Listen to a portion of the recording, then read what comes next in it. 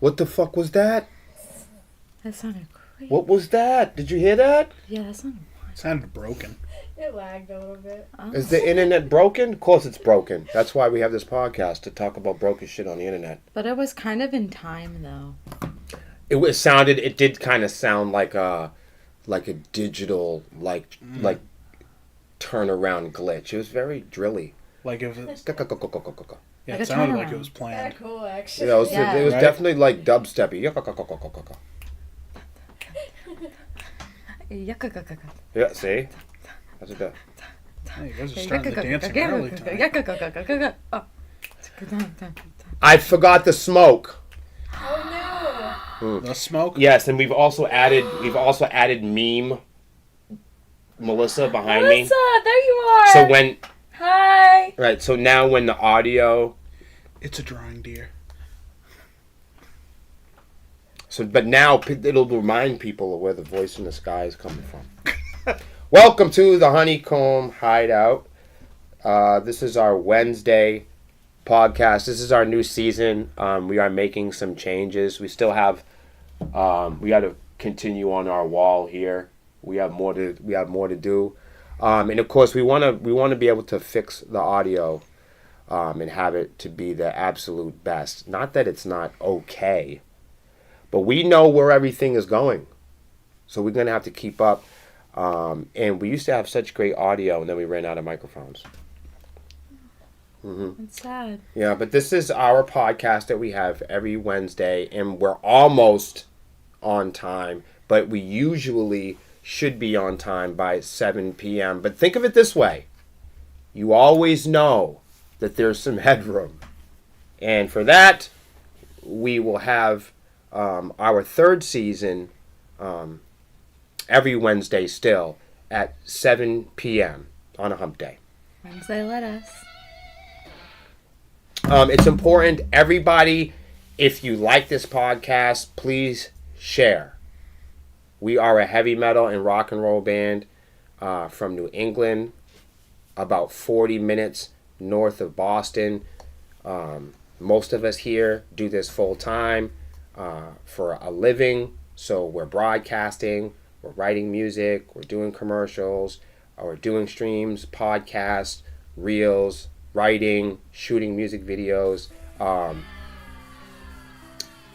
If there's anything that you could do, it would be just to share this podcast and help get it out.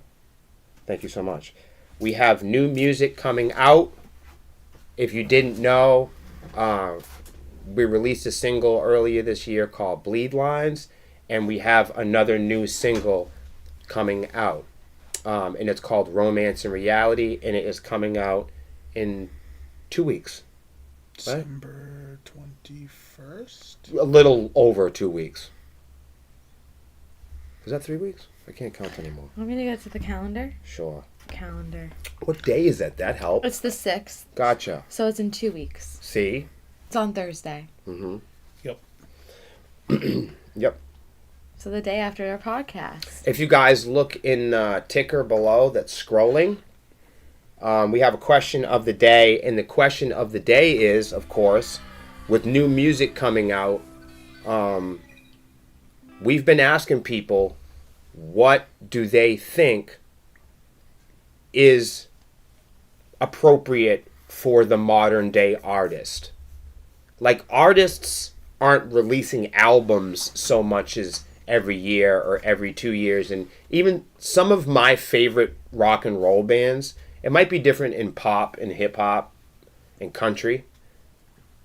Like, for instance, in rock music, when rock bands are trying to chart, they need same with hip hop too. They need a sense of virility. There needs to be a viral moment, almost for them to reach the charts. Whereas, I don't know if you know this, Melissa, but country acts take a lot longer to chart. Really? Yeah, go check it out.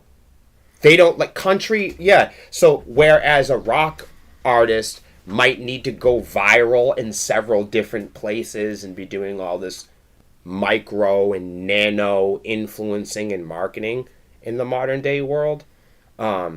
Country has a much different, slower, and deeper crawl to success. And actually, as a result, country music seems to do a little bit better longer. Because it has a slower climb to success. I know that's kind of like off the topic, but you get the point. So what do you guys think in the comments? This is definitely one we'll talk about a lot more in the future because the music industry is changing. That's why I'm asking this question. You know, the single is almost as important as it was when vinyl and cassettes were on the store shelves. Now, this might be a little bit before your time, but singles used to be a big sell with cassettes. Where they put the single on the cassette, just one song. Well, usually it was like one song and then there was a B-side. Sometimes it'd be like 2 songs on the A-side and then 2 songs on B-side. And here's another cool thing they do too. If you got singles that were on, boy, am I feeling old now, man. But if you got a single on a cassette or on vinyl, a lot of times it might come with an acapella. Like, you know how DVDs have bonus features and stuff like that? That's how the music industry, it was almost like cool insider. We're missing those deep dives in the music industry. And that's why a lot of people nowadays feel that streaming has a major disconnect because you don't have those Easter eggs. There's no substance. You don't open up the vinyl and read about the engineer and the gear that was used, and everyone now is using the same plugins and the same DAWs, and everybody uses the same compressors, the same microphones. We all have the same ring light. We all have the same LEDs. We all have the same iPhones. So of course everything sounds the same. See, back in the day, the music industry was about picking your favorite gauge picks, figuring out, taking on the journey and the challenge of how many strings was going to be on your bass. That was part of your sound. What type of equalizers that you were going to match up with your mixing board? Which mixing boards were you going to record on reel-to-reel or ADAT, digital audio tape, or SVHS? There was all these different options that went into an artist sounding great. And it was the discovery. It was going out and digging for gear and digging for obscure... Moving the mics around to get that one exact sweet spot where, like, if it got knocked even just an inch over, it threw everything way off. Right. It wasn't about buying a file and downloading it. It wasn't about finding your favorite artist's method or learning about your favorite artist, mimicking or taking a snapshot or screenshot of his method and then mimicking that in the recording space. Music at that time wasn't about taking a snapshot of something that somebody else did, learning about what technology or gear they were using, and then rushing out and trying to authenticate yourself by recreating or mimicking that sound. It was more so about digging and discovering shit that people didn't have. So people don't do, like, when you get a CD and you have, like, the little book. Yeah. In the inside, they don't have, like, a little story about the album anymore. So the best technology right now, when we talk about streaming, the most successful emerging technology is the technology that's doing these deeper dives. That people are able to jump into an artist, or that was the idea, of course, behind the failure of NFTs. The cool part about NFTs would have been, like the single, you buy a cassette, and of course your favorite song's on there. Now, the reason why we post the question about the single in modern day is because today the single is coming back in popularity within the last 7 to 8 years or so, and that's greatly because of streaming. But what have we really learned from that though? But no one wants to listen to a full length album anymore. That some people, as a matter of taste, not that they're bad people, they don't have the time to listen to a full length album. It's not that they don't always want to.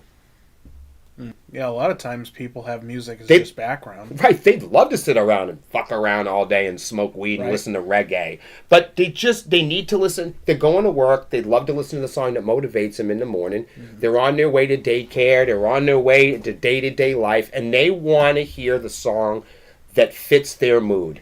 The way we listen now, the way that we've customized our lives, not because of music or the music industry, because of day-to-day survival.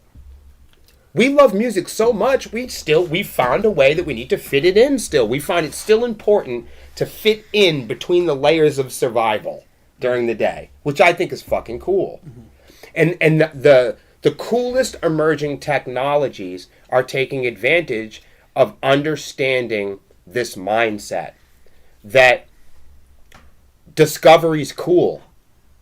And for a long time, we forgot why even pirating music was kind of cool, because of discovery. Yep. So people are like, why isn't streaming as cool as LimeWire was, right? Why did LimeWire feel so fun and streaming feel so dirty? Well, because streaming, everybody knows they're not paying the artists correctly. Whereas with LimeWire, nobody knew. It was a secret I won't tell if you don't. So what's the big difference? By taking part in modern day streaming, the only thing you can admit is, at least it's better than piracy, which isn't great. I was going to say, is it though? I don't know. I know that. And see, and they both seem bad. And that's why I asked the question. And this isn't like a crazy rant or nothing like that. I'm just pointing out that our listening habits are different, and I think that's based on education. I don't think that's all bad news. Do we want to hear albums? And if we do want to hear albums, have they really gone anywhere? I mean, people can still stream albums, and let's remember back when the cassettes and vinyl were popular. Sure, you went and a lot of times people bought the single because they didn't want to hear the fucking album. They just wanted to hear that one song. They did it then the same way they do now. The same appetite. Some people aren't excited about the songs that the label and the artists aren't willing to promote. You got 12 songs on a record, okay? And you're a semi-national or regional or national artist.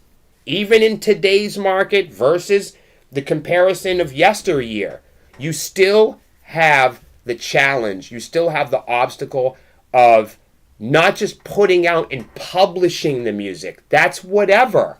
That's a small publishing fee. That's a small indexing fee. But in the olden days, when there was physical space, if your album didn't do well in the store, they removed it, Melissa.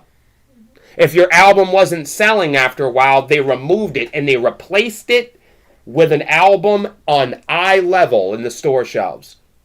See, that's what people don't understand. It's not, and so when people go, I'm shadow banned on YouTube, I'm shadow banned on Spotify, I'm shadow banned on Napster.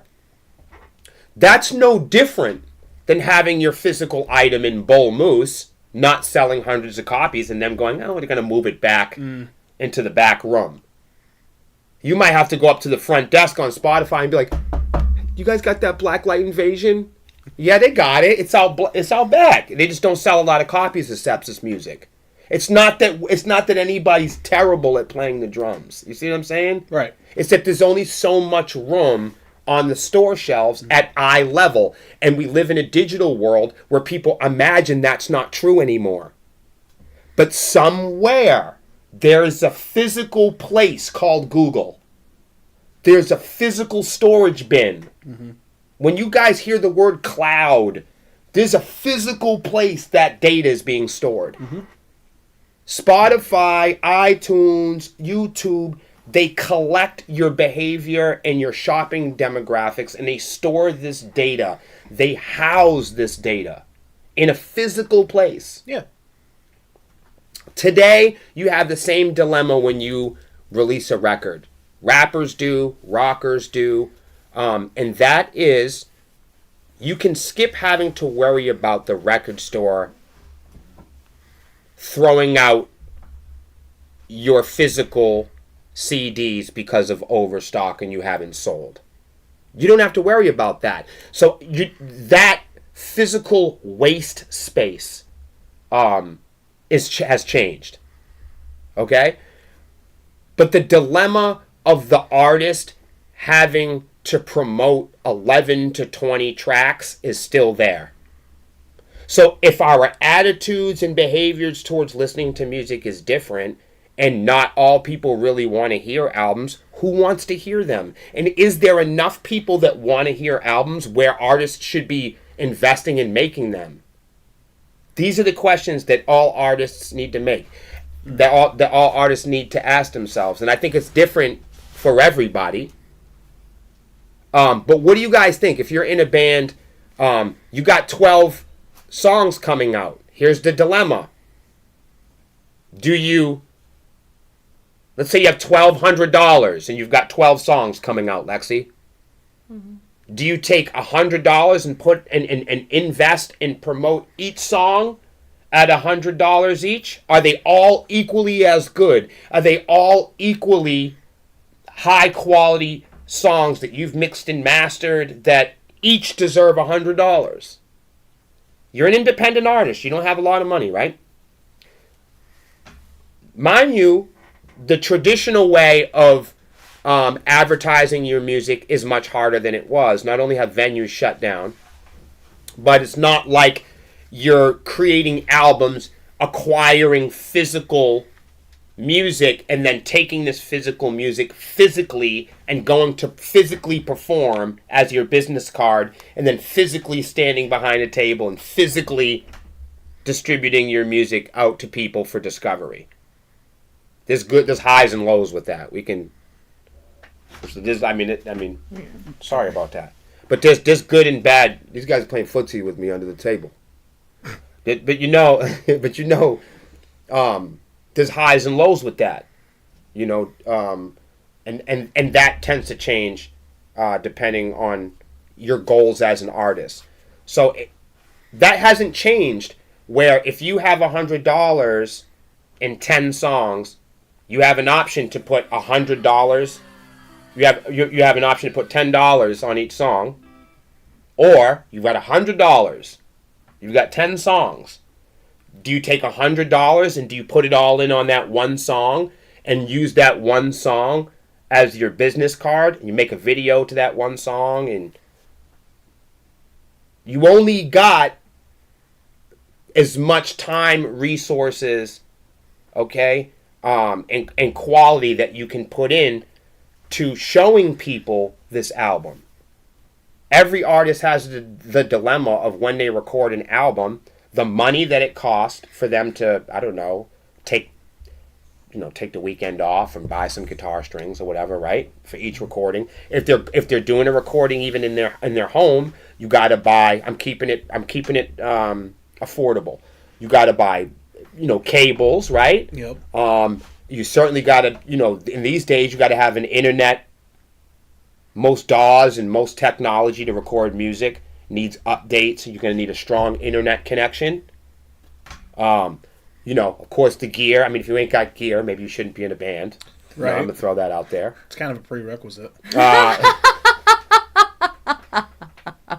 Prior to going to the audition, one must acquire the gear. You need to say that because some people think that just making an Instagram page means you have a band. I've explained to people you need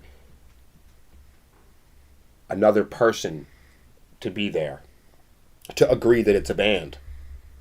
At least one. Because then you'd be a duo, right? Yeah. So I just want to point out that there's a lot that goes into investing yourself into making an album. Let's talk about album art. If you don't want to pay to play and have some AI feature build you some random, accumulation of textures drawn from the internet and slop it together for you in some random organized image, you just kind of have to go with it. They're going to make up a whole bunch of images and you get to choose one. Or you're struck with the challenges of going to talk with a real human being. And everybody knows how difficult that is because real human beings want to be paid up front for work that isn't finished. At least a deposit. But if you're trying to get the right piece of artwork for your dream album, if you're not a band that's putting out 20 albums, let's say you're a band that's putting out 3 or 4 albums, like us. I don't want to put out 15 albums. I want to put out 3 good ones or something, Yeah. So it's like if you're a band like us who doesn't want an infinite amount of music, then you're a band that wants memorable music. Mm-hmm. Because if you make 10,000 songs, you risk your best material getting lost in the middle. Mm-hmm. So, if you don't have 10,000 songs, and you're putting all your energy into this one song to represent the entire album, this artwork has got to be great. Mm-hmm. How many people are you willing to put a deposit down to get to that greatness? You could be putting deposits down until you're 45. People just put deposits down on music until their time is cut short, Zach. Most of our lives now are just putting down deposits on shit and not cleaning our plate. We put deposits down on the girlfriend. We put deposits down on the baby. How many people are having kids and put the deposit down and don't father the kid? They put the deposit down on the job. It's the best job they've ever had. Oh my God. They come home ranting and raving for the honeymoon period. It's always the best job until they pay you unfairly. Mm. How many people have done anything at home for more than 2 years? How many people have you dated for more than 5 years? How many things have you done in your life at home, people, for more than 5 or 10 years without throwing in the towel? How long until you reached equilibrium? That's the question. So, do we put all our eggs in one basket? Or we take like some of our eggs and we weave some more baskets and put like a couple eggs in a couple baskets? Or do we sit in fear and just hold on to the eggs? I know it's different for everybody, but in terms of our band, I want to try really hard to not put out. If an album is 20 songs, then I'm going to play 12 good ones.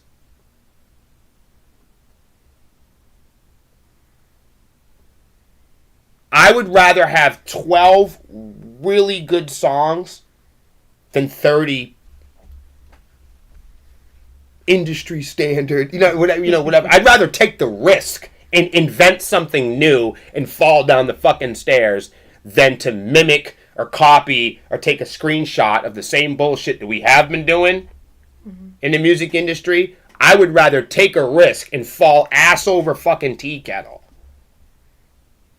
than to have 20 mediocre songs. I'd rather have 3 great songs in my career than have 25 songs that people forgot. So how many singles do you guys think the modern day artists should be putting out? Should they do a single a year? Should they do 2? And then how many albums should they do? How much, because who releases albums every year? Do professional artists release albums every year or every 2 years? Not anymore. Not anymore. I mean, rappers don't even do it anymore. So what I'm saying is, one of my favorite bands is Pantera. They don't release an album every year. No. All the I don't greatest, think anybody does. the greatest acts that I can remember, they never just released tons of material because it could be streamed. They couldn't do that if they wanted to because they were spending money, time, and investing into those records. Yeah. You know what I mean? If you wanted to try to record an album like Metallica or Megadeth or Pantera, even in today's world, you could not release a single every week. So who releases singles every month? Independent bands. Right. Professional national bands don't release singles and records every year. No. Not because they're bad people, because it costs money. Right. It costs money to produce professional records. It also costs money to go on professional tours. It costs time, energy, and money to promote yourself on the internet, to do advertising, and to also have PR, to have agents and people moving your stuff around. Yes, Melissa. George says a lot. Han says 2 a year.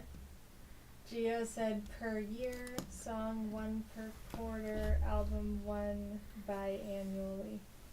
I mean, that sounds great, but let's just say that let's go from mild to wild. Mm-hmm. What did Han say? 1? 2 a year. I'll give you my personal feelings on it after.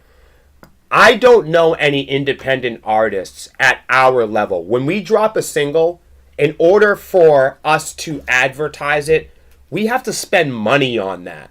Mm-hmm. When we create music here at Sepsis, we take time off of work. We buy brand new guitar strings. This is just like, I'm just going down the lane here. Mm-hmm. A lot of times with us, here's another thing. Like, if you're a band that doesn't shoot music videos or have professional engineers, you could just make music in the bedroom and put it out that night.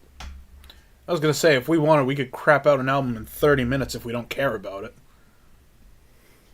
And sure, we could release 4 songs a year. Mm-hmm. We could do 4 singles a month.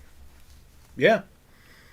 There's a lot of bands that probably release 4 or 5 singles in a half a year. Mm. And it probably sounds like it, too. Right.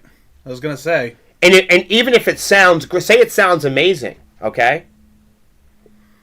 How does it become successful? Where does the money and the energy and the effort, how do you promote something like that? How do you afford to promote 100 songs? Like, great, we released 4 songs this year. What do we do? Put $400 on them? Ain't gonna get you much. Say you make the best song of your life, and it's 1 out of those 4 songs in that quarter. How does somebody that's trying to feed themselves, how is somebody that's trying not to go broke, how does somebody that's trying to get a foothold and build their fan base, how do you build a fan base writing your greatest material without no money to promote it? Better get your ass out there and knock door to door and show everybody your fucking song. You have to take the time off of work to do it. Right. It's just you either need the money to time to. Right. Even if you had the best intentions in the world and you recorded the best 3 songs of your life and you released them in 6 months, that's 2 months. Every song gets 2 months worth of attention. What type of budget do you think a band like us should be dedicating to a song like Bleed Lines? Put that in the chat. How much would you... Right. I'm interested to hear what people think. Right. We just... If you guys heard our last single, Bleed Lines, and you were our manager, okay, and you had a blank check, how much would you responsibly, even fantasy football, pick your favorite Sepsis song and promote it? How much are you really going to promote? Are you going to promote so little that a band at our size isn't going to benefit from it? Or are you going to break the bank and lose your home over Blacklight Invasion? That's one for you, man. It's tough, right? I'm curious to see what they... That's crazy when you really think about it. There's no wrong answers in this. No, it's a hypothetical. Yeah, and the music industry is changing, and that's why we're asking the question. We don't fucking know. I think the general idea is that we know shit on this program, but this is where we're asking you. Yeah. Right.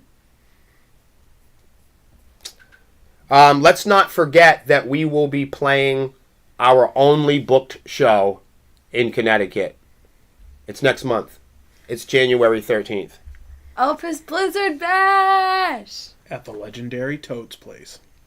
Yeah. And, in New Haven! Connecticut. Yes. And I do know there are a few people who've got their foot in the door for the VIP hotel hangout. Oh. Please make sure you get with me or Zach or somebody in the band if you want to be a part of the limited space at the VIP hotel hangout on January 13th.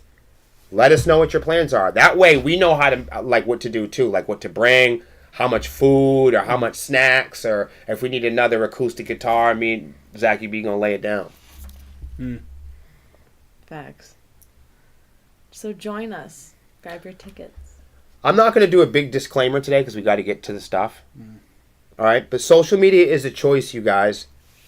People complain to us a lot of time about social media like they are here to pay their rent or something. Stop that shit. Like good friends of mine too. Stop doing it. You don't need to be on social media. Don't call. Don't complain. Don't comment. Going, oh man, they just dragged me on social media. Nobody forced you on Instagram today, people. I know we've been on these apps and we've been on these gadgets for so long. It feels like you work here. That's because they got you working here. Stop doing it. All right? You're not a content creator because you check your inbox and comment on people's stolen art.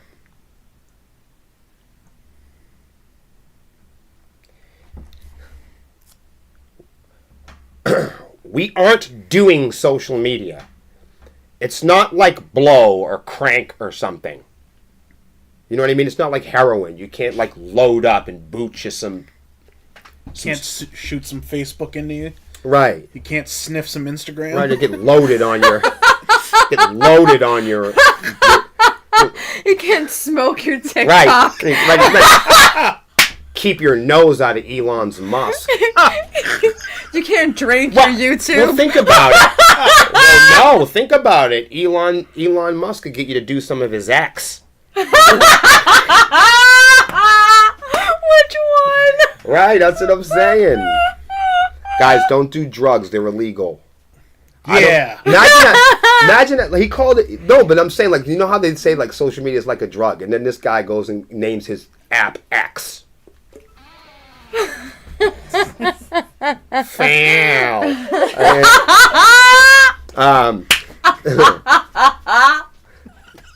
People are addicted to manufactured ideas and their projected authority, beauty, and synthetic, non-scientific, observable truths. Non-scientific. Yeah. Underline. Does anybody know what non-scientific truths are? Like dinosaurs not coming back? No. Like your name. Oh, yeah. Your name is a non-scientific truth. Oh, wouldn't that go also with your birthday? Your birthday is a non-scientific truth. Time is really just a made-up illusion. Yeah. So Numbers the street are that a so man-made there's scientific truths and there's non-scientific truths. Like here's a non-scientific truth. The word proton. The number 3. Right. So the word proton, we just made it up. Proton, like you could have nacho cheese protons. True. Melissa, have you tried the new barbecue protons? No, I haven't. Right. You haven't heard? They just released it. It's ranch flavored neutrons. You know what I mean? But that's what I'm saying. Imagine you get like chocolate. It said proton is a word. Right. Yeah. Like chocolate flavored neutrinos. You know? So those are So what they represent is real, though. Okay? So that is real. The names for things aren't real. Those aren't scientific truths. We all are made up of a bunch of different chemicals and matter that we've named, and is all collected here in this space that we've also named, and none of that is scientific. It just happens to be. What is a scientific truth, though, is you're going to die. You see that? That's a scientific truth people don't like to talk about. It's also the inevitable. Right. So and like your birthday, your death day is not a scientific truth. Because we don't fucking know about it. And you don't know what happened before your consciousness entered your body, and you don't know what's going to happen after. That's a scientific, absolute fucking truth. So, it's a scientific truth that you will take a shit in the next few days. In the next few days? It's going to take you that long? Bro. So,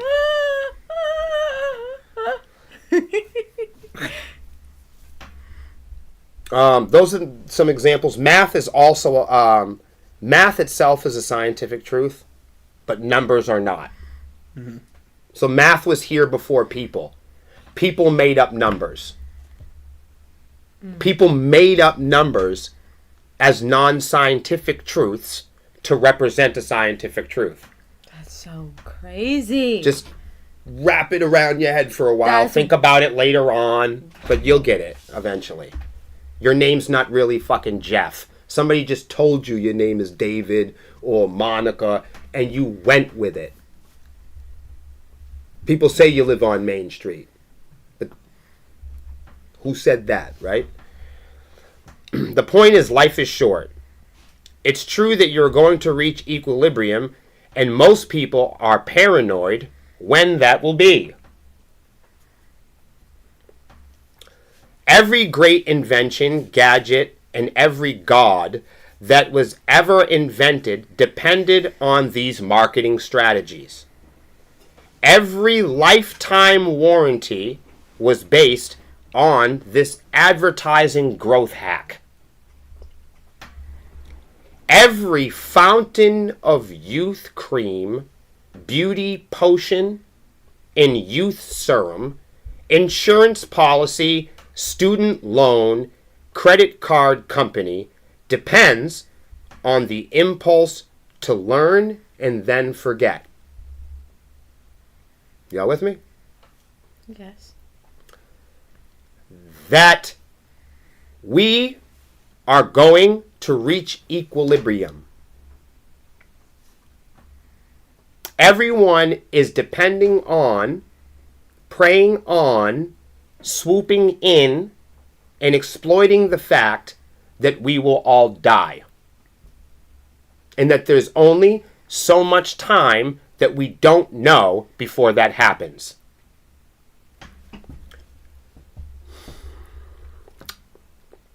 Either trying to advertise to you to forget that you are going to die eventually, and that you can have an opportunity to live forever with the right brands, while the other bad actors are selling and reminding you that you are going to die, or could die, or other things like go broke, or get sick soon. But either way, you will need their brands and all of their experience to be satisfied. Not to mention, but now, act now, while slashing prices, discounts, premium rollbacks, and do it now, because everyone else does, and you could run the risk of not being popular, or being ignored, or far worse, if you don't, you might die or be hospitalized. Nobody told you to be on social media. You're not going to fucking die if you turn it off. The lie that you need lords, public figures, the latest toys, and supervision to live fully. The lie that you need to be popular or associate with popular brands and technology to perhaps and even maybe live longer or get the most out of your life. This is a scientific lie.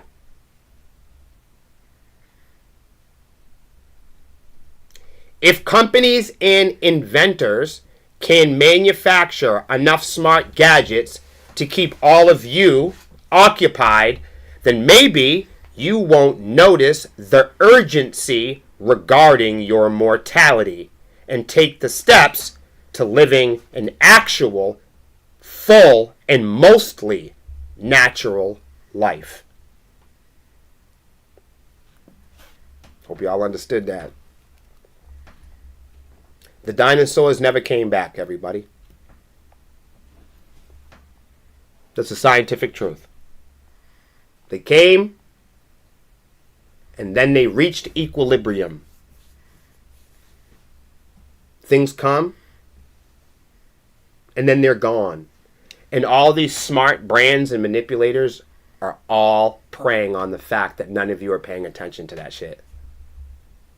That every moment, every your waking day, there are advertisers knocking on your door. There are people at every fiber of your physical. There are every bad actor and advertiser at your every waking moment, all fighting and all competing for your attention. Every advertiser, every scammer, every politician, every schemer, every band, every person, everybody online, every user, every monthly user, every subscriber, every content creator, even you people at home, all of us, all day, non-stop, fighting over every inch of the planet, every moment, every minute, and every second of your advertising space. Every breath that you're taking, someone's trying to advertise within that breath. Protect your space, everybody, because we're running out of it. Hey, so let's have Lexi talk about the new TikTok records. Oh, yeah. TikTok records? Yes, TikTok is the new music industry. I told everybody about this 6 months ago. Now everyone's going to cry about it for 3 years until they realize that I was right. Yes. So currently right now, TikTok is a cultural phenomenon. I mean, they're making headlines pretty much every single week. Just like crack cocaine. And they have, this number is crazy. They have nearly 690 million users. That's crazy. That's a lot of people. That's a lot of people. It is a lot of people. On this platform. Which means if you are an artist and you're coming onto TikTok, you have the potential to connect with millions of new fans pretty much daily. Mm-hmm. Because of how many people are on this platform. Yep. You may know TikTok from its teen-driven viral dances or whatever, but actually there are other niches and other people and markets on the platform, especially for artists and especially for the metal community. Like, it's not listed in here, but there's a big, giant metal community on TikTok, and it's crazy.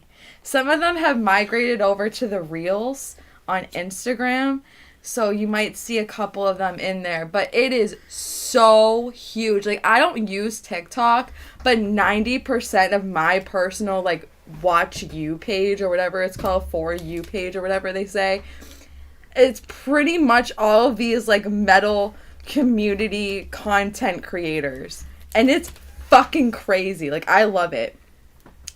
Anyways, so it's basically TikTok is becoming the future for artists and as a platform. And here are some tips on why TikTok is for artists. Whether you are a musician or visual artist or a performer, writer, you can use TikTok, just like I said, to meet new fans. Lil Nas X did an example of this, where he made his new song or old song, Old Town Road, into a giant meme, and it was really successful. TikTok is highly interactive. Most users not only watch videos, but they're creating their own content. And the app's intuitive interface makes it easy for even its newest users to jump in and start creating content. TikTok is also easy to navigate. TikTok is a swipe-based navigation, which makes it easy for users to quickly thumb through content endlessly, if you like. Like, I think someone said there's like a statistic out there where you can literally, if you had the time to scroll on TikTok endlessly for the rest of your life, you are not going to see all of the content that's on there. Right, you'll die before you can even reach it.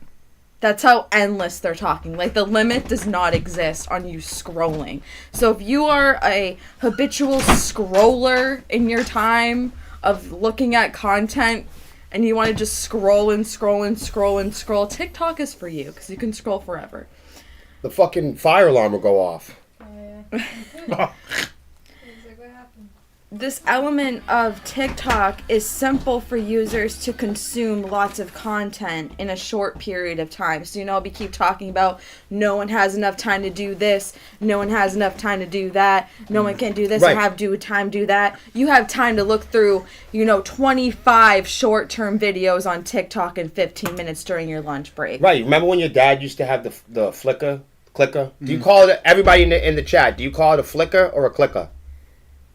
Melissa, what do you call it? Remember? Channel changer. You're probably one of those people. Remote. What are you talking about? I got my answer now. Did you call it a channel changer, flicker, clicker, or remote? See, and here in New England, we called it a clicker. My dad usually just referred to it as the moat. That's new. Where's the moat? That's funny. I like that. Sounds like an ad lib. The moat. What do you call it? Do you call it the clicker or the flicker? I usually just called it the television thing.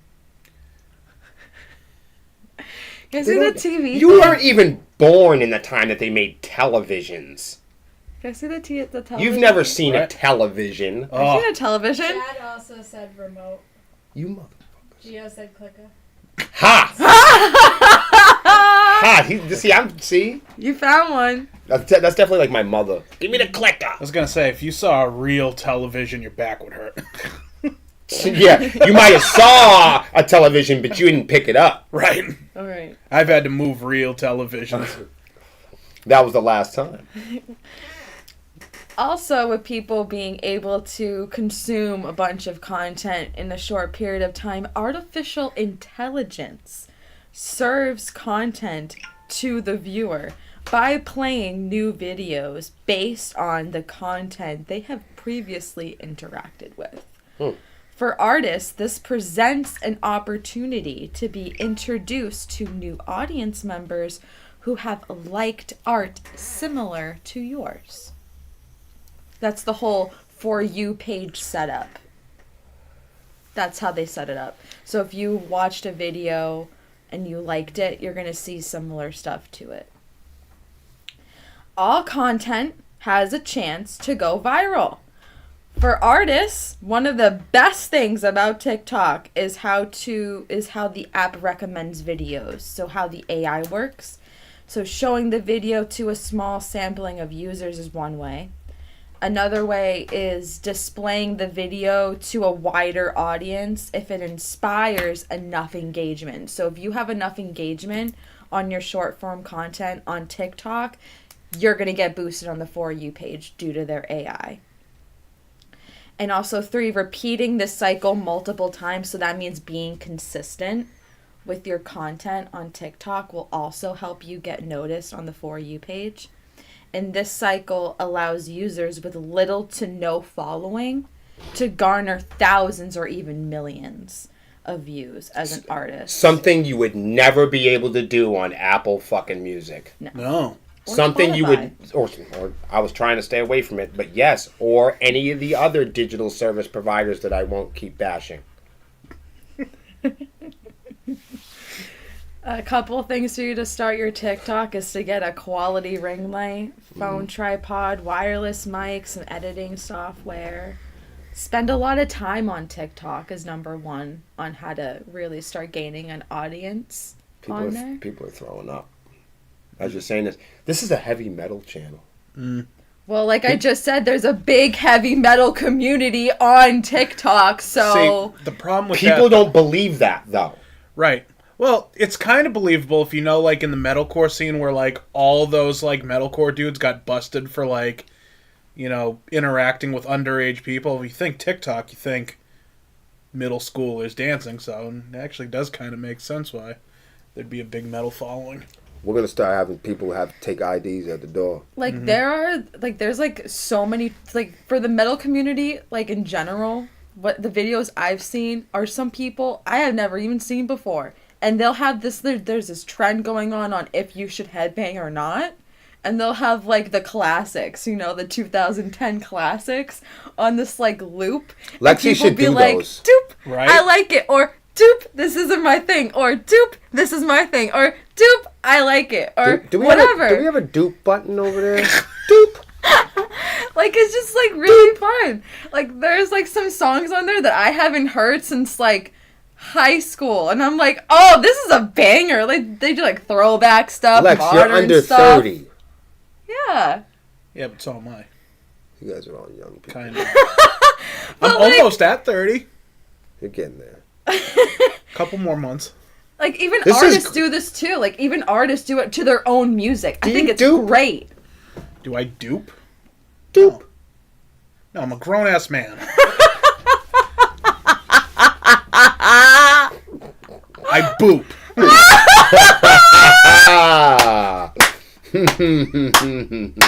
I tipped the hat. That was good. That was great. That was really good. But speaking of this challenge, even like artists that are metal artists, they do it to their own albums. So they'll be like, "Oh, would I headbang to this song? That's my own song. No, I wouldn't headbang to it." It's fucking great, dude. You like that? That's they right. do it. It's fucking great. I love it. So, let's talk about some obvious stuff. Are you That's it for the thing. clear? Yeah. I don't want to speak for everybody in rock and roll. But a lot of old motherfuckers like me hate TikTok.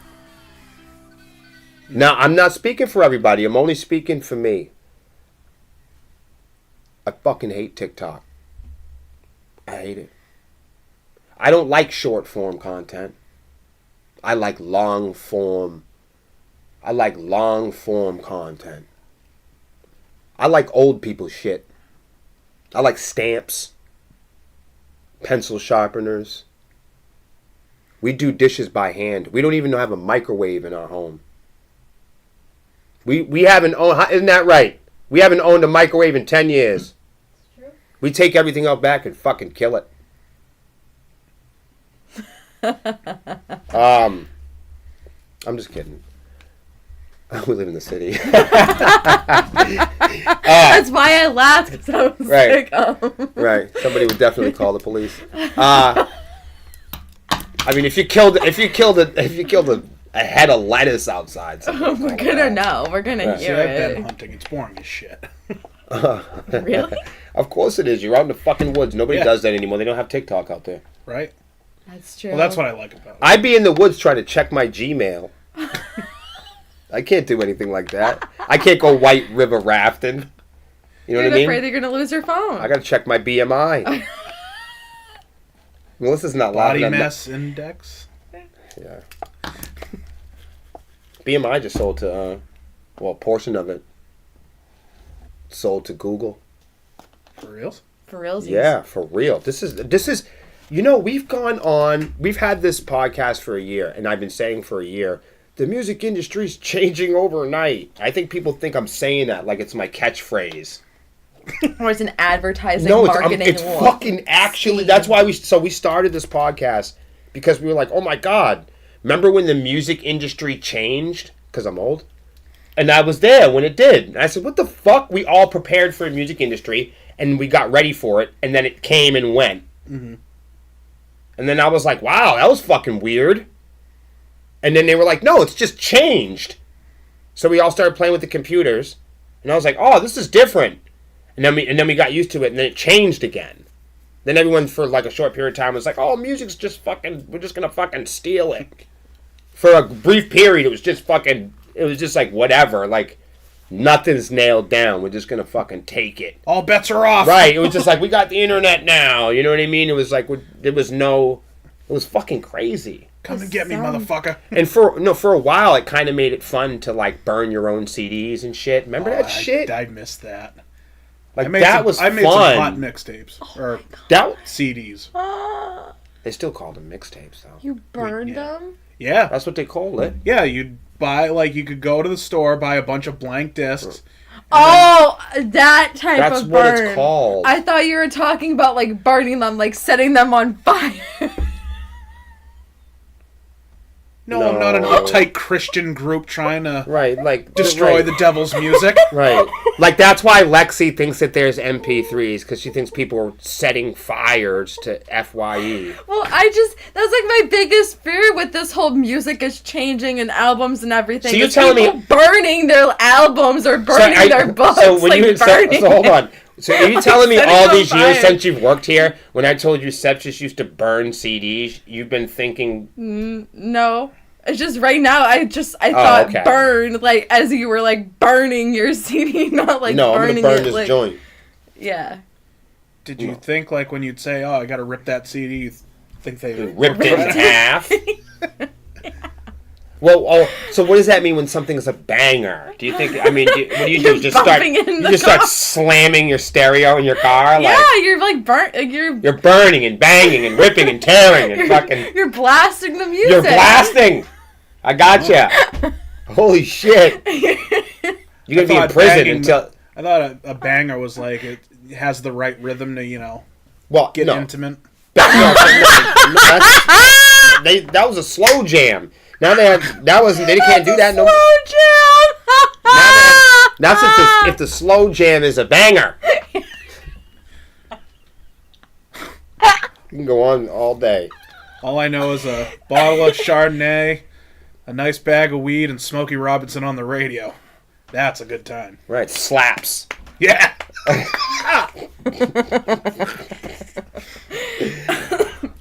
Please don't burn your CD. Think about all the words that people have used for awesome music. Like, I think some of it might be illegal to say on the podcast now. Like, just words throughout the generations that have been used for awesome music. Dank. Right. Right. Blazing. I don't want to say any because all the ones... I think everything that we used to say when I was a kid is banned now. What? I can't say it, I'd tell you. The FCC won't let him be. Mm-hmm. So the FCC won't let me be. For some weird reason. Right. Yep. That was awesome, Lexi. You know what? I was talking about me hating TikTok and all of this because I do. But you know what else I hate? Spotify. You said you weren't going to talk about Spotify. I hate Rhapsody. There you go. Which is now Napster, which is really XM Radio. Did you guys know that? Huh? XM Radio is Pandora. I'm sorry. Oh, okay. Sorry. Somebody, don't we have a delay in the studio? Let's get that back like Matt Connerton does. He just zaps it and it goes away. That's cool. You know what I mean? The FCC would be up his ass. Right. If I say fuck, on Matt Connerton, he can zap it. He's got a zapper. He's got a zapper. One of these days, I'm going to say a lot of swears, and we'll see how many I can get away with. We really don't know what the limit is, like on social media. Can we test this? Yeah, just not today. Okay. But we definitely can test that. Word? We should test it in like a reel though first. Yeah. Good call. Full minute of fucks. I bet she gets hits. No, you would go on to each band member and each staff member. for a minute, and we'll just do a variety of fucks. And then at the end, let's go fuck it. Think of all the times we've said let's go fucking on the internet and haven't been banned. I think on YouTube we're probably shadow banned though. And like we get to that when it goes to upload, it's like, is this made for children? It's like, no, no, Absolutely fucking not. right. Mind your fucking business. All right, so drummer, I kind of like this. This is a cool thing. Drummer. Drummers, they're What? everywhere. No, they're not, but they're sometimes in places. I was gonna say where. Right here. Drummers are around wherever there is money. So, you familiar with the band Camelot? They're like a band from, I think they're a band from my time. I was gonna say the only thing I know about Camelot is like King Arthur. Yeah, my time. Oh, okay. So, Camelot, I mean, I kind of feel bad not knowing what they said. You want to listen to them after? Yeah. Every time we say bands that we don't know about, even if they're old, we got to hit them up. I actually have heard a song of theirs. I have too, that's why. They're but I cool. want all of us to know. Yeah, they're a really cool band. So I'm going to read this, and you guys tell me what you think. Can you shut that? Because the police are going to come. Thanks. Appreciate it. So,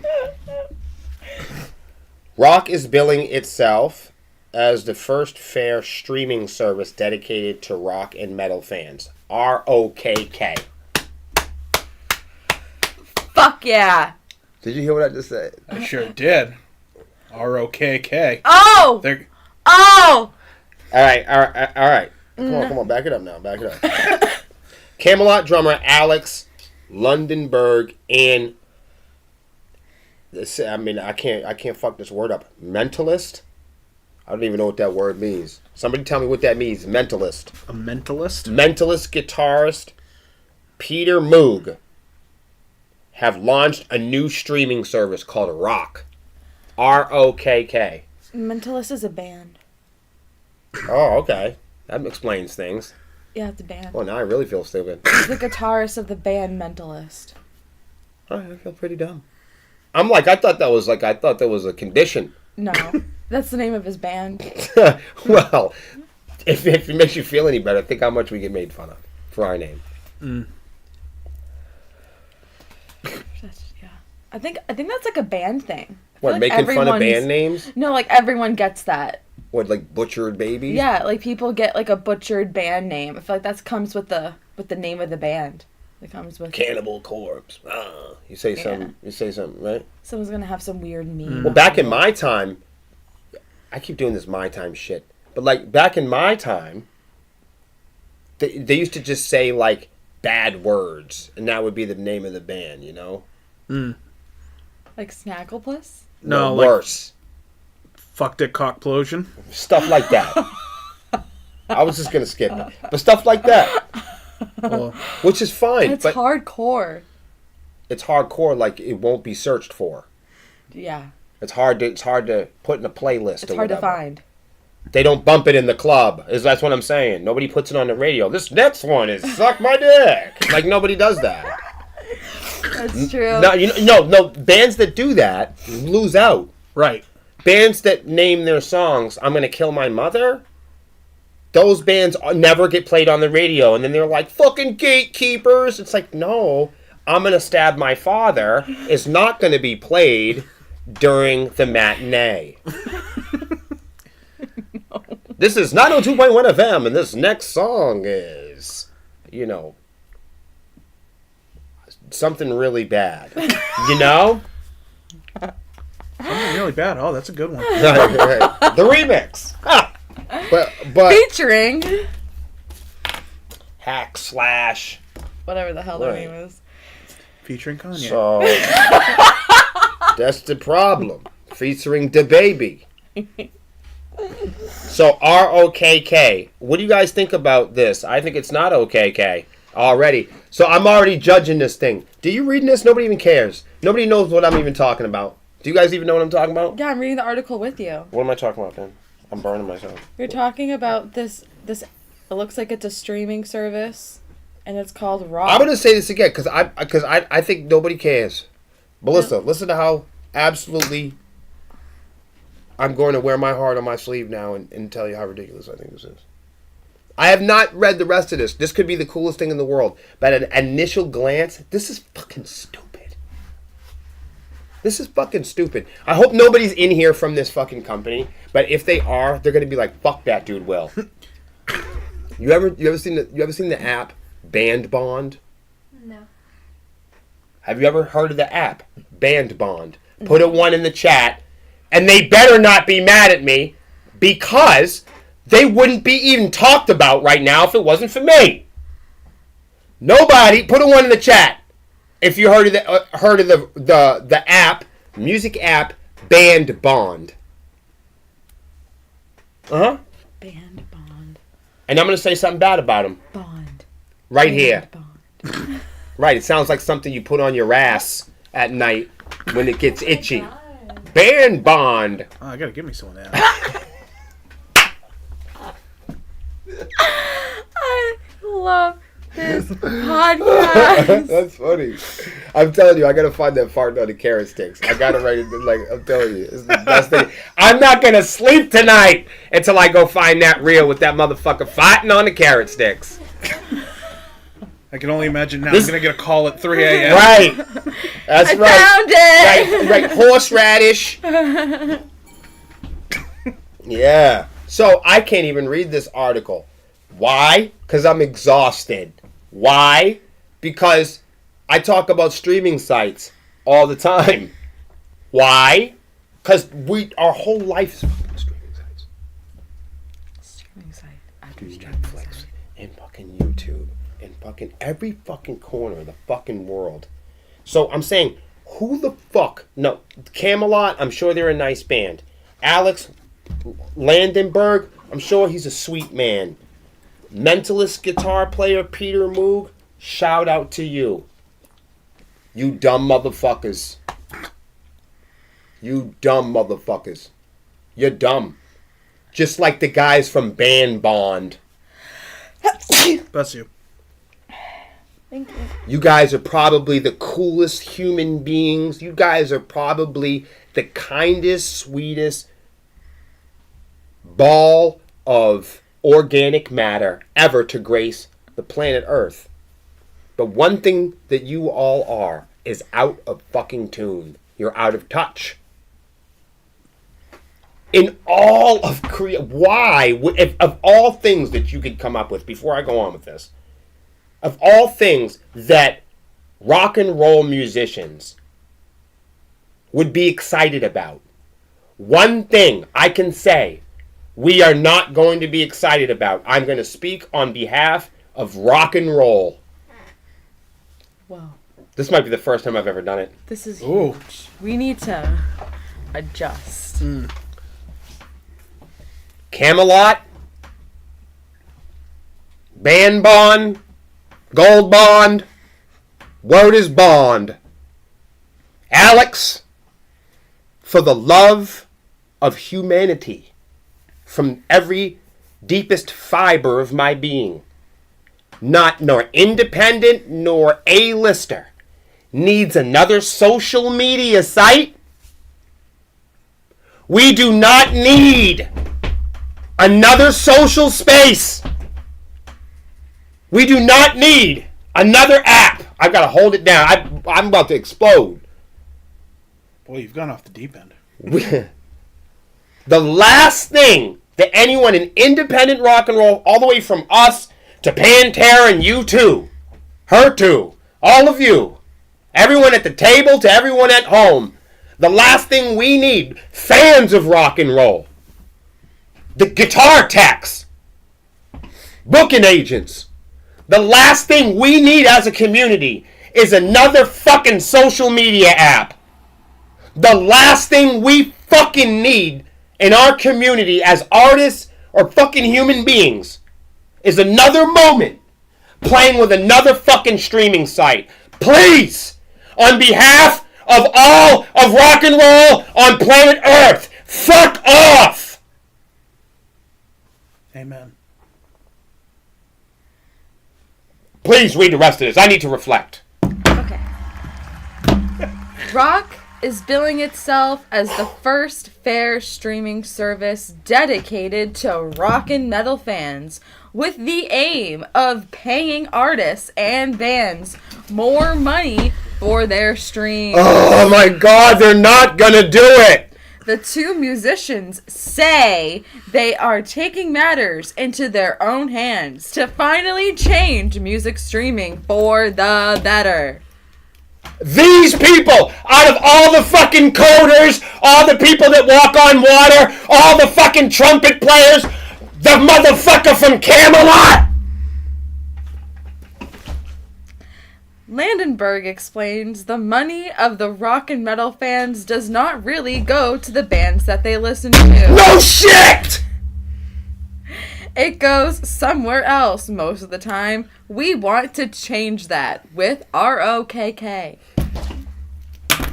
They're gonna change it with that! Of all things!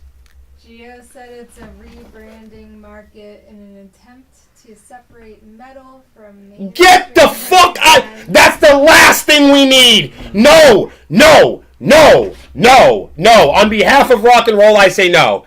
The last thing we need is more gatekeeping. The last thing we need is more uninclusiveness. Go ahead. Go ahead. Look, I've knocked over the Blizzard fucking Bash tickets. Fucking A. I can't even take this shit anymore. Gio knows this. Mog adds, Metalheads united, we can make a difference. Please join the ROKK revolution to make streaming fair for bands and artists. Whoa! Whoa! When the fuck? When has he come over to our house and introduced himself? Never. Has he introduced himself to the rest of rock and roll? I don't know who. What the fuck? You've never heard of Camelot? Only heard one song. Do you know the name of the song? No. What does that tell you? I don't know them. So how are we supposed to... do you know Ben Eck? Do you know who Daniel Eck is? Excuse me. I know who. Do you know who Daniel Eck is? He's from Sweden. He's from Sweden. Do you know who Daniel Eck is? Put a 1 in the chat if you know who Daniel Eck is. Because nobody knows who the fuck Alex is. I don't know who he is. Nobody knows Alex. Nobody knows Will. And nobody knows Dan. Or Tina. No one knows these people. Nobody fucking knows. So nobody listens to Will. And that's good. Because they don't know me. Huh? Makes sense. They don't know you. Why would you listen to a complete stranger on the internet talk about the music industry? True. Unless, of course, you felt like you knew them and you could trust them. If all of the streaming giants, coders, and metaverse maniacs could not hack the fucking planet, I done knocked over my fucking juice. Go ahead. As part of ROKK's newly launched Indiegogo campaign, all backers will receive early access. Backers? That's what they called them. All what the backers. Fuck is that? I don't know. This is all backers. All backers. I don't know. Backers? I don't know what that means. Is that some different... What? Backers? Yeah. Backers. What the fuck is that? I don't know. I have no clue. What is a backer? That's like one of the machines that dig dirt out the ground when they build prisons and shit? Yeah, that's a backhoe. Oh. Thank you, Zach, for helping me out with that. He got it, though. I was like, what they need a backer for? Why do they need a backer? If they're going to pay artists money, that they're going to pay metalheads heavy fucking metal!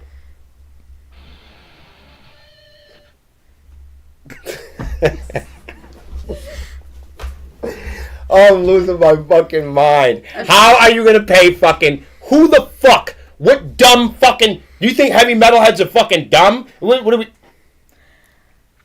We're not dumb. There's no It's been fucking way. scientifically proven that people that listen to metal have really good brain power. The last thing heavy metal needs is another streaming corporation that's going to promise to pay them. Haven't we had enough? What the fuck? Right. I'm gonna go outside and start playing buckets and shit. We're gonna make more bread. Well, with I think it's a joke. another rock and roll app to get you out of the clubs, out of the streets, and back inside and on your phone. Hate it. Timestamp. Fucking A, Zach. You gotta be fucking shitting me. I just before. Let me just share this one last thing. I'm gonna snap. Look at this. What the fuck is that? Oh no. What the fuck is... Oh god. Uh-oh. I just want to say, okay, Eck, our fun buddy, Fuddy Duddy, Daniel Eck, the Spotify CEO. Guys, do you guys even know where this fucking guy came from? Hell? I don't know. Oh, it's fucking awesome. All right, I'm not gonna get into Spotify, but in order to tackle what you're talking about, because people like, if you just turn this on for the first time, you're like, why the fuck is this guy crawling all over the table? I just kicked the fucking ginger ale across the room. This shit makes me vibrate. You know what I'm saying? Yeah. I'm gonna come through the fucking screen. All right, now check it out. This is just some backstory so we can all know. Because people don't know! Because people don't want to know. Well, fuck them! Well, you're going to know now. We're going to let them know now. You're going to know tonight, so... You're going to learn today. Spotify is a Swedish streaming media service provider that was founded on April 23rd. In 2006, by Fuddy Duddy Daniel fucking Eck. Okay? Eck briefly became the CEO of a company called uTorrent. Do you guys remember that? It actually does sound familiar. You know torrent sites like Pirate Bay. Oh, God. uTorrent is one of them that they seed. It's called seeding. Yep. It really sounds nasty, but they do it. They seed each other, all right? And then they share their seeds from home to home on their computers, sharing stolen shit that other people make. So, hold on. Eck briefly became the CEO of uTorrent, working with uTorrent founder Ludwig Sturgeras has. This ended when uTorrent was later sold to a company called BitTorrent. Hey, You might be more familiar with BitTorrent. I know that one too. Y'all feel me? Y'all staying with me? uTorrent was sold to BitTorrent on December 7th, 2006. Eck, his partner, they would join later as the Spotify developers. At the time, and still today, pirating music is still illegal. So at the time, and still today, I think that if you don't underline still today, because it's still today illegal. Still today. So Dan Eck briefly became the CEO of uTorrent, which later on became BitTorrent. However, the behaviors that take place on torrent sites are illegal. Still to this day. To this day. And you could do your own homework on that. There's so much. This entire podcast is all about mostly unfair payment and treatment and exploitation of musicians. Since the 50s. That's what we're talking about here. Billboards, jukeboxes, radio. So, I mean, that's the bulk of the stuff we talk about here. So, this is the subject. This is the nucleus and the subject matter of this very podcast. Is this. So, please go do your research on torrent sites. I do have a little here. Lexi can follow up on torrent sites after if you guys want to know more about it. I did pull something aside. So, but it's important because if you're born today, you really wouldn't even know what a torrent site is. If somebody explained to you LimeWire, it would seem illegal to you. In the days of premium subscriptions and Amazon Music, you'd be puzzled how people were able to just rip and steal music. Think about that. It hasn't been a long... I mean, I think Spotify's, 17 years old? Can't even drink yet. Ah! Again? Oh, man. So, Spotify, I think, is only 17 years old. Can't even go out to the bar yet. Let's stay on topic. The streaming pirate, Daniel Ek, enthusiast, as a first-hand had the idea for Spotify in 2002 when peer-to-peer music service Napster was shut down. And everybody knows Napster was another illegal site. And also Kazaa. You guys remember Kazaa? Oh, I haven't heard that name. That was my shit, Kazaa. I love Kazaa. Because you could steal shit. Kazaa. Right. You guys don't... Put a 1 in the chat if you use Kazaa. I can't believe you guys never I was a big pirater. I was all into that. The only pirate site I used was LimeWire and FrostWire. Oh, yeah. I That's love pretty much it LimeWire. for my pirate. I did not love the... Computer aids you got from Yeah, it. I mean, here's the thing. If you did use that shit and you didn't know what you were doing, you pulverized your parents' computers and shit. That's why we got so many viruses. Right. Yeah. That's why my mom's credit cards were fucking hacked. Yes, Lexi. Mm-hmm.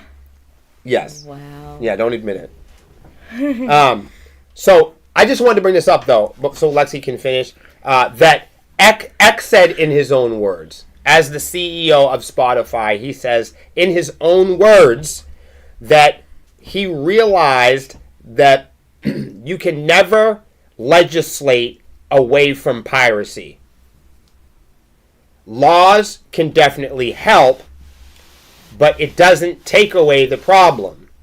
The only way to solve the problem was to create a service that was better than piracy and at the same time compensates the music industry. That's what he said. I don't remember him ever compensating anyone. No. There's no compensation. But what I want to point out is he realized that you can never legislate away from piracy. Even he realized before while building the technology, he's like, it doesn't really work. You plan for it to fail? You plan for it to not be sturdy? And so you plan for something to be unsturdy? And somehow make the commitment to pay people bread? You want to finish that up? Because I don't know if this guy just admitted this guy was. Now, this is the guy. I'm not even going off on Spotify. I'm just pointing out that this is the guy that was the CEO of uTorrent, a pirate site that the main purpose of the site is to steal and move around other people's art for free. He created technology, probably because he's not from here. Why not? He's not even from the country. Why does it even matter if he steals American music, American rock and roll? Does it matter? I mean, I don't know. I was going to say, do our copyright laws, are they enforceable there? Your driver's license isn't enforceable in Sweden, let alone a copyright. You go to another country, your driver's license isn't worth anything. I can drive in other countries. I've driven in other countries. I've never had a driver's license in my life. I've gone to other countries as an American and said, I have no driver's license. And they go, I don't care, you're American. That's nothing. Licenses and stuff, that's fake stuff that Americans look at. Americans look at blue checks and badges and stuff. That's American shit. Americans look at awards and all that. Nobody cares about that shit. Not in reality. Poor people don't care about that shit. The world is poor. You know.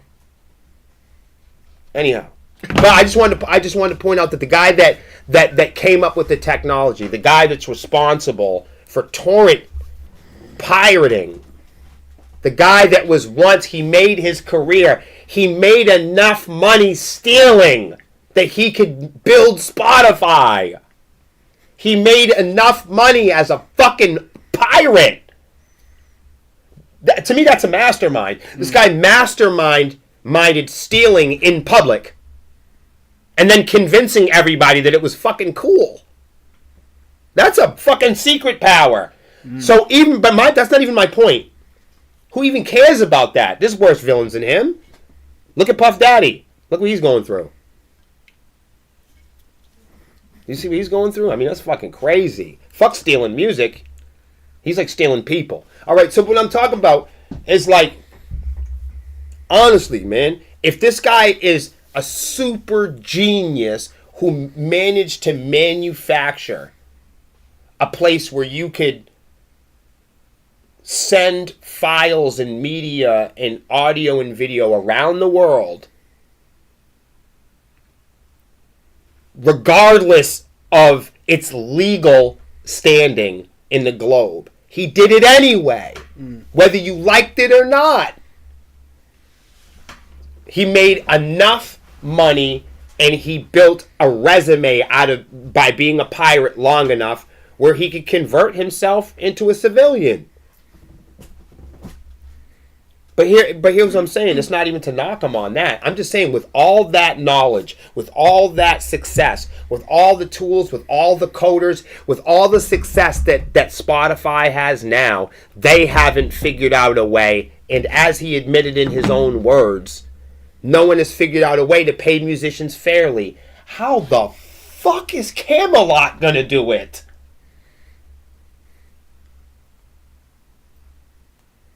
They're going to come out of nowhere? I call bullshit. I'm not, and here's why I call bullshit.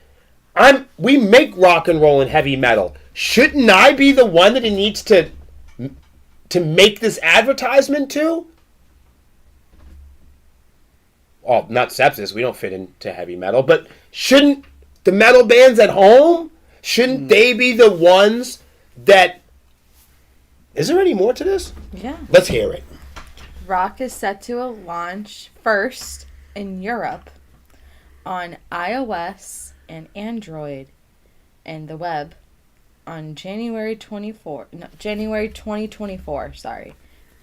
with North and South America, Japan, and Australia to follow shortly after. So it's starting off in Europe first. So I'll make that perfectly clear.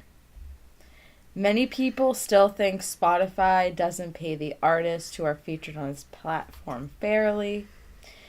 In recent years, Spotify CEO and founder Daniel Ek has been trying to defend the company's payouts, stating how he doesn't pay artists directly. They have their own deals with their record companies and deals with their publishers and criteria and etc.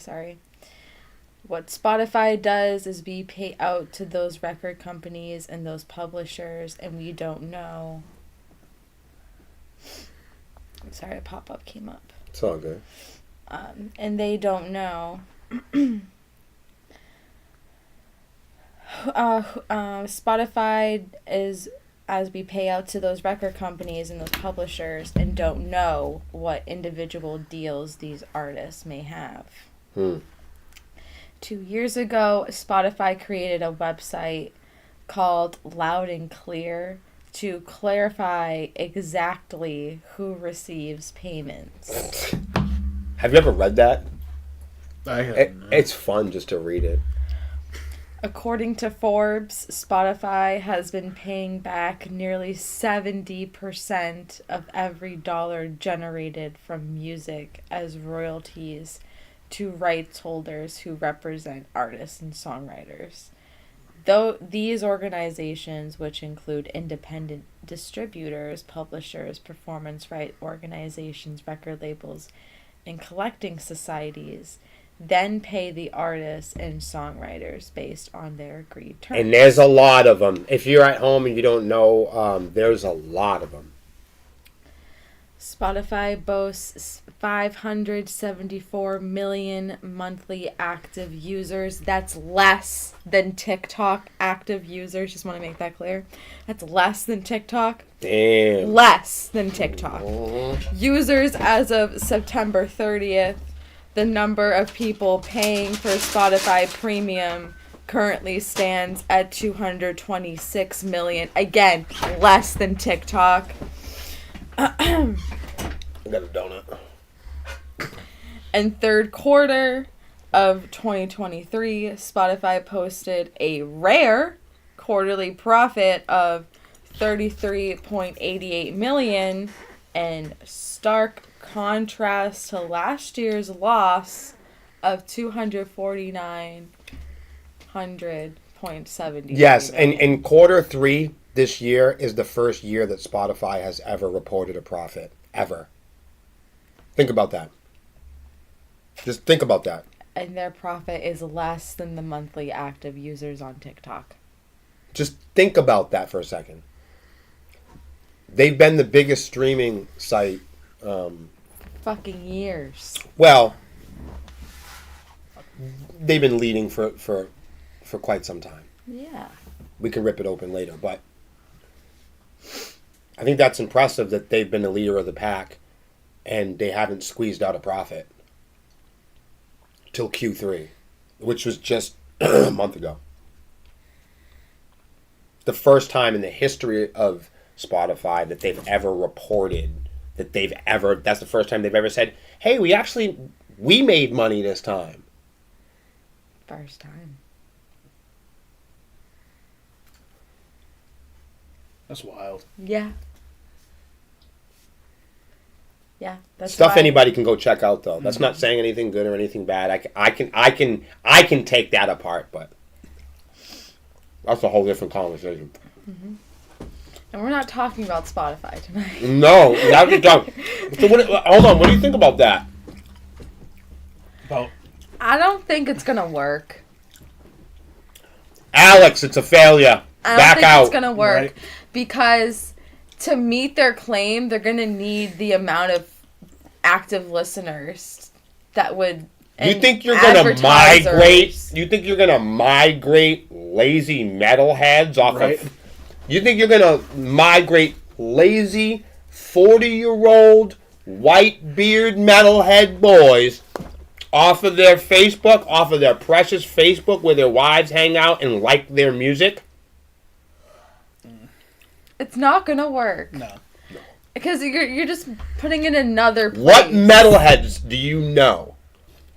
Like, metalheads are like, they're not, a lot of them aren't, 7. So what I'm saying is, they don't want to do the fucking Macarena.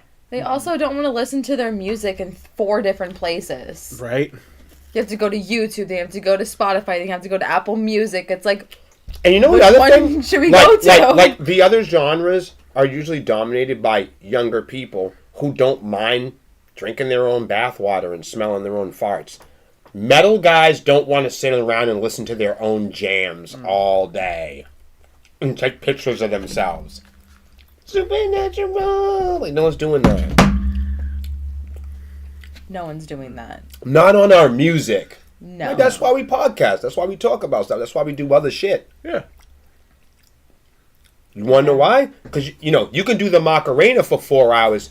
Go ahead and play the drums for 4 hours, motherfucker. Break your arms off. That sounds exhausting. No, but I'm saying you could go like this on TikTok, for a half an hour. Let me see you headbang for a half an hour with an 8-pound piece of wood on your neck. They would not last. You can't TikTok as a metal person. You'd have to get the whole band together in a U-Haul trailer and a fucking... I mean, what the fuck? You can't just grab your ring light in heavy metal. No. So let's face it, metalheads on TikTok have its challenges. Let alone getting on the Camelot app. Why do I feel this is like a band? Why do I feel like this is a band like rollout gig promo? It does kind of sound like Something feels acquisitional about it.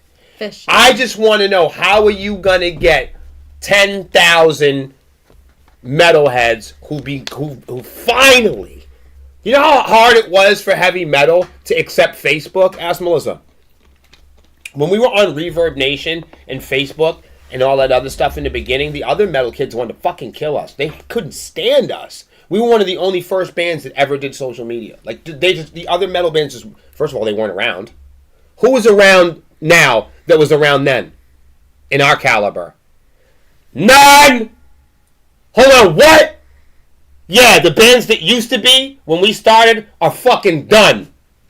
Gone. Gosh, I remember the day where you guys were looking at old flyers and Bro, you were like, this band's not here There's anymore, not a fucking, this band's here not here anymore. I need to go on extra. There's not a trace.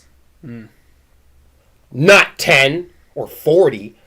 Fucking thousands of bands that started when we started. They're fucking done. Yeah, pretty much. And a lot of them are done because they refuse to do social media. They refuse to get dressed. They refuse to stay out of trouble. They refuse to, you know what I'm saying? Like, they just didn't have the behavior. They refused to go to practice long enough. They refused to do the things that it takes to stay to be a band in the terms of longevity.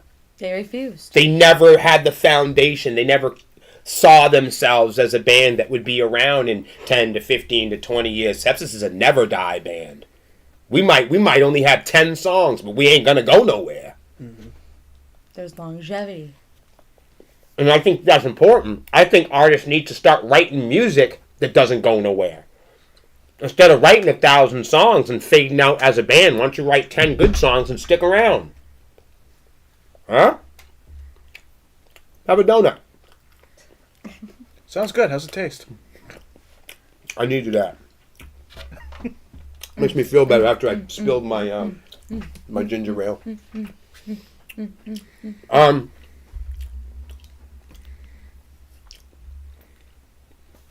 Heavy metal and social media, it took a long time for them to work each other out. I mean, even when, remember when Reverb Nation used to be able to connect your bands in town to your Reverb Nation, and you could connect it to your Facebook, and people could go and listen to your music on social media?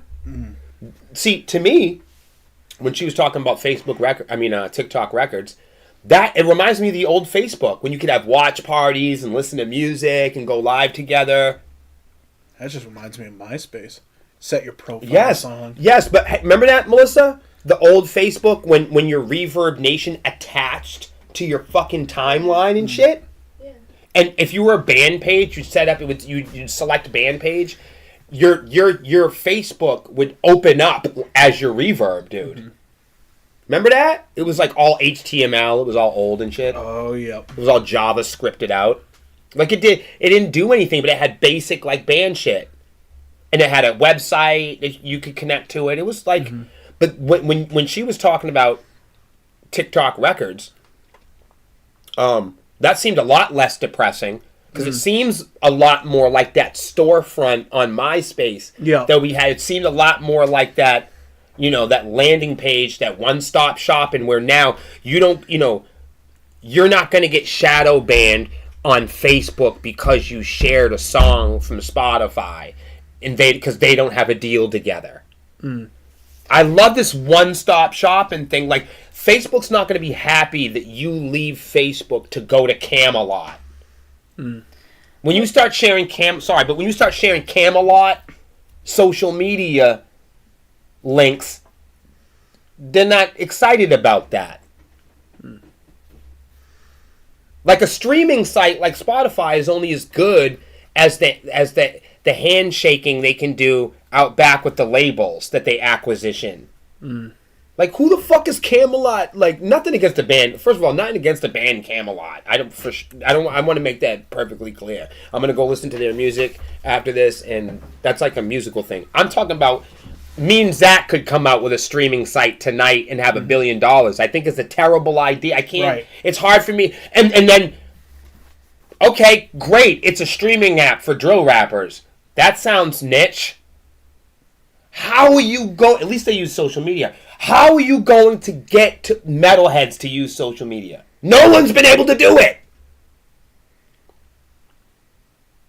You finally gave metalheads Spotify. They smelled it, don't even know what it does. And by the nature of metalheads, we're like, okay, give that back. It doesn't work. They'll fucking kill you. Because we've convinced everybody in heavy metal for 10 years you just said, you got to be on Spotify. You got to be on Spotify. And I remember the metal kids going, nah, it's not for me. You got to be on Facebook. No, it's not for me. You got to be on fucking Band Bond. Like, what the fuck? Like, who the fuck is on Band Bond? You know who is? Sepsis! Yeah. Have you ever heard of Band Bond before? No. Did anybody put a one in the chat? Band Bond reminds me of this. Band Bond is a social... At glance, it sounds like it'd be a great idea. Band Bond, look it up. Band Bond is a social media app. You look it up on Facebook, too, if you want to, or in the app. Everybody look it up. They should give me a prize, goddammit, for talking about it so much. Because I think that we get more hits than them. Probably. You find it? Or is it shut down already? Wouldn't surprise me. No, it's still up on the App Store. All right, it's up. Congratulations to them. I'm glad it's up. But it's a social media site. Another social media site. How fucking many more? We're going to have to start getting more band members just to manage social media sites.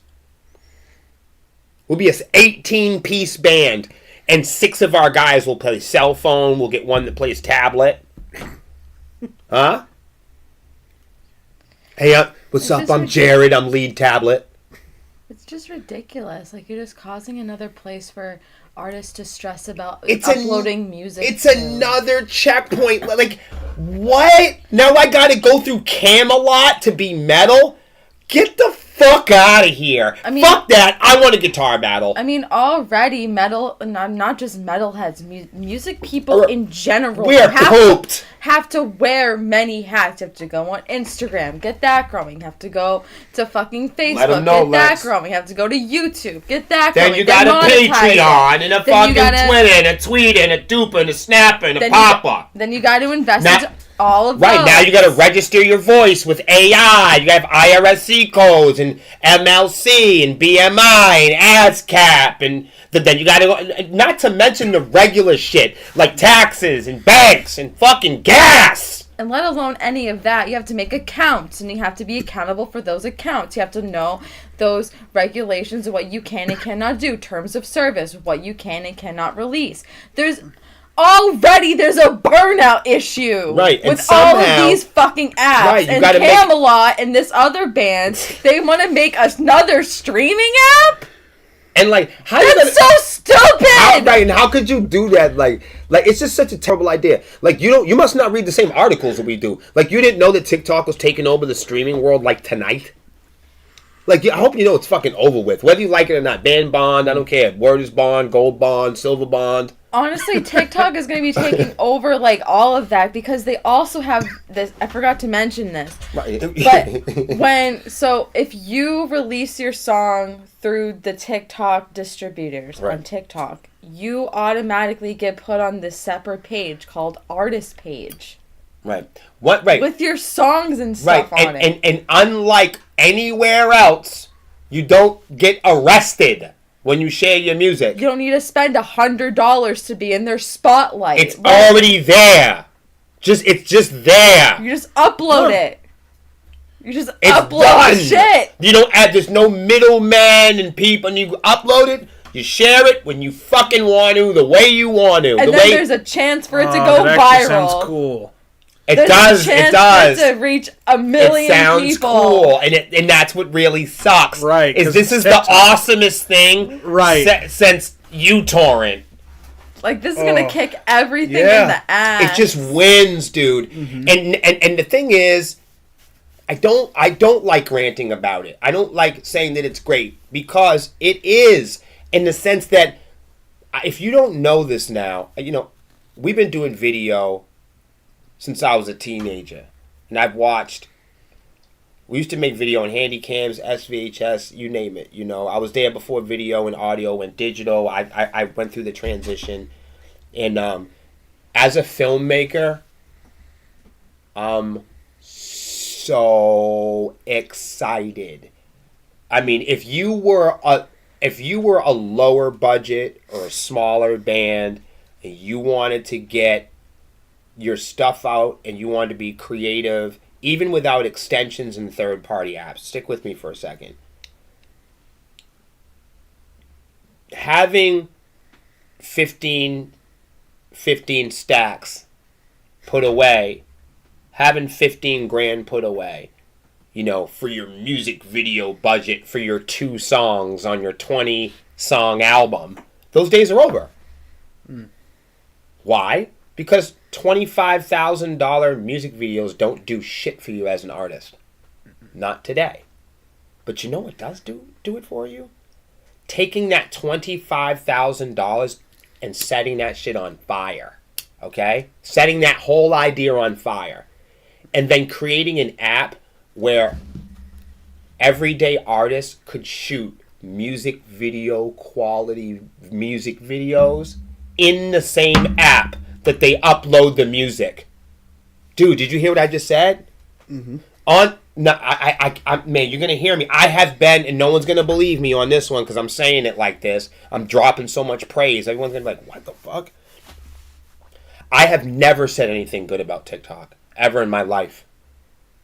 I'm still not saying anything good about it. I want to make it perfectly clear. I don't know. It's not here yet. But what I'm telling you right now that you can do, forget music. Let's just get off the topic of music and get off the topic of social media and all the dangers and risks that come with social media and apps. Forget about monetization. Forget about stealing. Forget about rock stars and Camelot. Bro, the integration, the one-stop shopping, the fact that you can have your Shopify long-form video, you can fucking shoot movies and script out. You can script out storyboard, green screen, effects, AI, background music, sound effects, shoot movies on TikTok, bro. To me, I'm blown.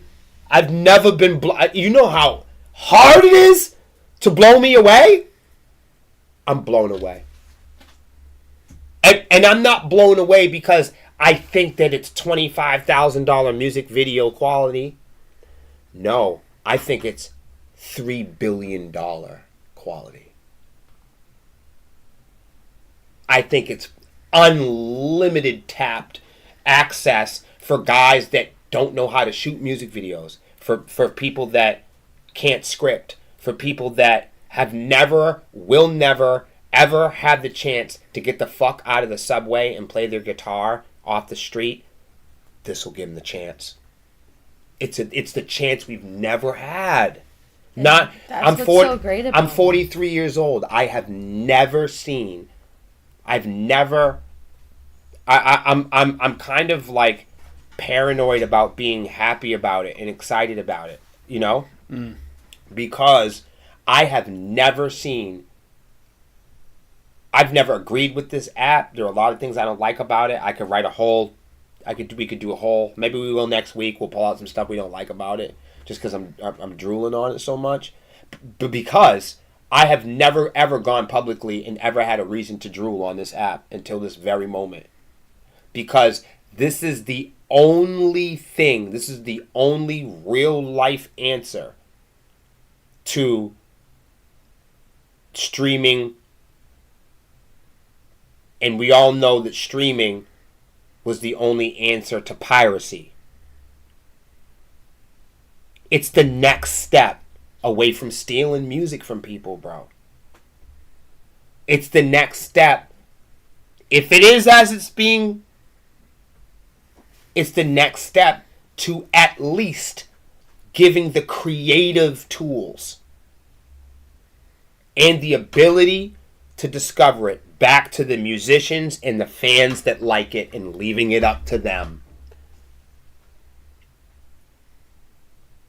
You have the ability to promote, and you know who else does a good job of this? Facebook. And that's why metalheads are here. So I believe this is a good thing. I'm going on record and I'm saying I think that is a good thing. And I encourage people to try it, because anything is better than piracy. And the closer we are to piracy, the closer we are to navigating the music industry through the gauntlet of middlemen, the more confusing this is going to be. I don't think this is a be-all, end-all. I think there's a lot more to come from this. Unfortunately, that's all the time we have, though. Thank you guys for hanging out with us. Have a good night, everybody. See you next week.